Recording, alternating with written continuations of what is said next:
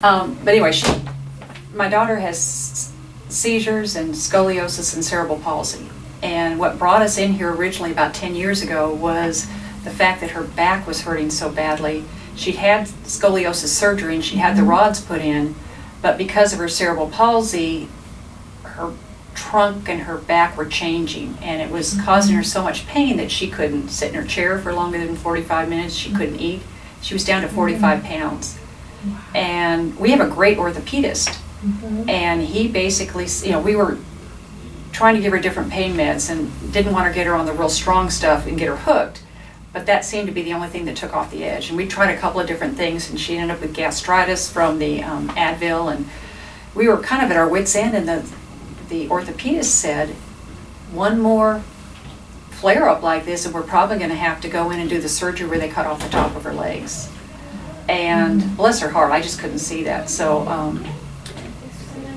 I saw an article in the paper. I think it was Dr. Lee's nephew was treating a girl with special needs, and she was having some sort of digestive problems, and he was having success in treating this girl. And I thought, well, maybe that could work for my daughter too. So I went to my Bible study class and I said, I'm thinking about acupuncture. Does anyone have anyone they could recommend or any experience? And two people after the class came up and gave me Dr. Alexander Lee's name. And I said, well, it's meant to be. So I brought her in, and he took one look at her, and he says, I need to go away and think. He says, he was such a good listener, and he listened to everything I had to say, and he says, I need to go away and think. And he came back and he says, I'm going to teach you how to do acupressure. And so we started out probably once a week for, 6-9 months. And every time he'd come in and he said, what was working, what were the symptoms, and he'd give us these little beads that were on this like Band-Aid type of thing, and we would do it 3 times a day before and after 3 different meals, and we would do those pressure points. And I saw change, probably the first month or two, but I was afraid to take her off of, we were on tramadol at that point, the pain medicine. I was afraid to take her off for 6 months. And I finally, after 6 months, I said, I'm just going to stop doing I probably could have done it much sooner, but never, ever had any problems. So after 6 months, she was totally off of pain meds.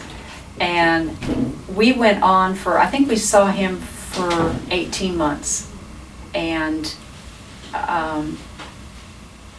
gradually farther and farther apart. And finally he says, I think you've got it.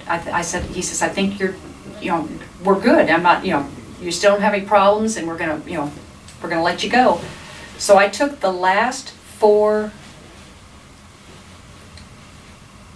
sessions that he'd had where he had different pressure points, and I wrote them up, and she's now with 24-hour care. She's no longer living in our house, and I trained all of her staff on it, and we've got 4 different rotations. We do each one of those 4, one for a month, and then we rotate, and then so each one gets done 3 times a year. And we just pull it out, and I've got little pictures in there, and they know which pressure points to do. We don't even use the little beads or anything anymore, but they know their pressure points, and we've been doing that for 10 years. She's up to 85 pounds, which is where she needs to be, so it's almost double the weight when she came in, and totally pain-free.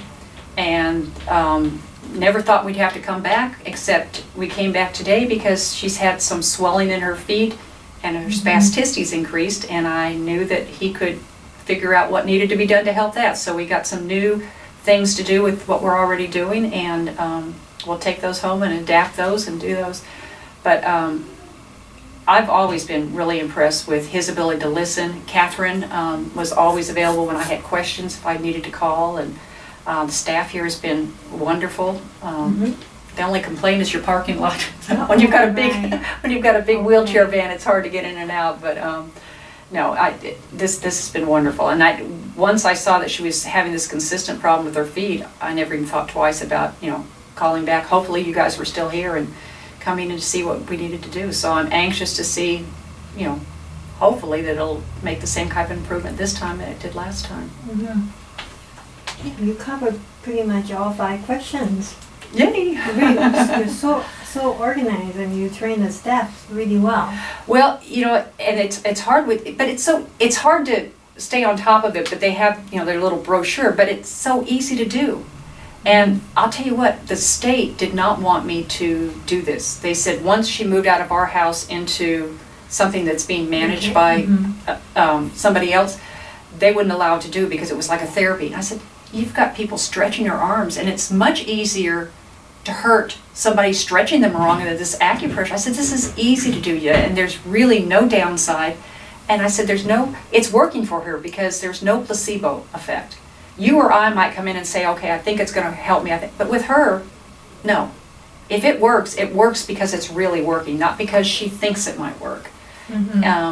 Because she just has no concept. So anyway, I worked hard to get it accepted into her treatment plan, and actually that's one of the things about that time. One of the daughters was coming on board, and she could sign it as a medical, they needed a doctor's signature, and so that was what allowed me to do it. So it's written in her ISP, and they can't take it away from us because it's official now. Yes. Yeah.